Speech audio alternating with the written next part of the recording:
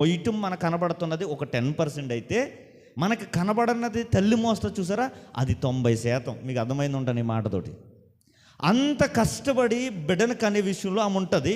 ఇది ఒక వెర్షన్ అయితే, బయటకు వచ్చిన తర్వాత ఆ తల్లి మరొక వేదన. సుమారుగా 25 సంవత్సరాల వాడికి వచ్చేసరికి వాడు ఆ తల్లిని గుండెల మీద తన్నేసి వెళ్ళిపోయాడు అనుకోండి. ఆ తల్లి నేను నవమాసాలు మోస కన్నాను అనే మాట అందో. ఎందుకో తెలుసా? ఆ బాధ కన్నా ఈ 25 పెంచినటువంటి ప్రెజర్, ఆ ఒత్తిడి, ఆ బాధ్యత, ఆ బరువు ఉన్నాయి చూసారు, అవే ఎక్కువ ఆమెను ఏం చేస్తుందంటే బలవంతం చేస్తాయి. ఇప్పుడు ఇది మీకు అర్థమైతే మరలా చెప్తున్నాను.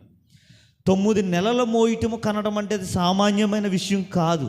అయితే దానికన్నా బరువైనది, దానికైనా తీవ్రమైనది ఏంటంటే 25 ఏళ్ళు ఒక బిడ్డను పెంచటం. ఆ కని పెంచినటువంటి బరువు మోసినటువంటి తల్లిని అడిగితే, ఆ 9 నెలలు మోసినప్పుడు నాకు భారం అనిపించలేదు, కానీ ఈ 25 ఏళ్లలో నిన్ను పెంచే విషయంలో ఈ గుండె పగిలిపోయేంతలా అయిపోయింది నువ్వు చేసిన పని అంటారు. అంటే తల్లిని అడిగితే తల్లి అంటది, 9 నెలల మ్యాటర్ కదయ్యా, ఈ 25 ఏళ్ళ కష్టమే గుండెలు బరువెక్కిస్తుంది.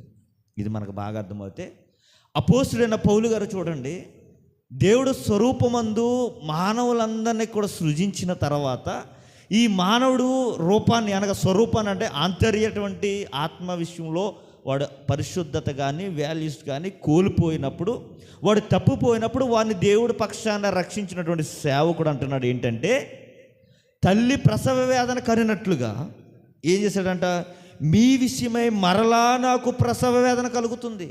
ఒక తల్లి ఎలాగైతే నవమాసాలు మోసి కని పెంచుతుందో, ఆ బాధ ఒత్తిడి భరిస్తుందో, అది నేను మరలా పడాలా అంటున్నాడు. అంటే ఈ విషయం ఎందుకు మాట్లాడుతున్నాడంటే, లోకంలో పెరుగుతున్నటువంటి లోకస్తులైనటువంటి మనందరినీ కూడా దేవుడు ఏం చేశాడు చెప్పండి, ఆయన సన్నిధిలోకి పిలుచుకున్నాడు.